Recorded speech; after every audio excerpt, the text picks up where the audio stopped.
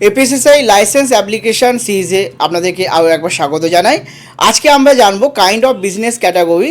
3 নম্বর category সেটা হলো আপনার রিটেল ক্যাটাগরি বা ট্রেডিং ক্যাটাগরি, অর্থাৎ যেখানে আপনি ম্যানুফ্যাকচারও না, ফুড সার্ভিসেসও দিচ্ছেন না। আপনি কি করছেন, কোনো একটা জায়গা থেকে, কোনো হোলসেলারের থেকে বা কোনো স্টক পয়েন্ট থেকে আপনি কোনো প্রোডাক্ট পারচেস করছেন, যেখানে প্রোডাক্টে কোনো রকম পরিবর্তন ঘটছে না। আপনি এক হাত দিয়ে প্রোডাক্ট কিনছেন আর এক হাত দিয়ে আপনি প্রোডাক্টটা সাপ্লাই দিচ্ছেন।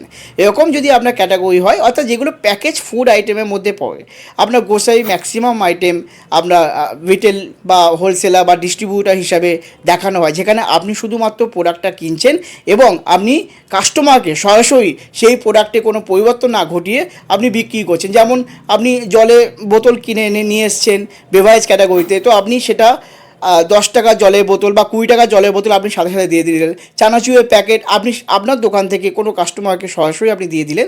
তো এরকম যদি আপনাদের বিজনেস অ্যাক্টিভিটি হয়ে থাকে, আপনাদের as a wholesaler, distributor, retailer, এরকম আপনার বিজনেসের ধরন অনুযায়ী আপনাকে এফএসএসআই লাইসেন্স অথবা রেজিস্ট্রেশন ক্যাটাগরিতে আপনাকে অ্যাপ্লিকেশন করতে হবে। তো এফএসএসআই সংক্রান্ত ভিডিও দেখার জন্য আপনি চ্যানেলটিকে সাবস্ক্রাইব করুন, কমেন্ট করে জানান পরবর্তী কোন টপিকের ওপর ভিডিও দেখতে চাইছেন।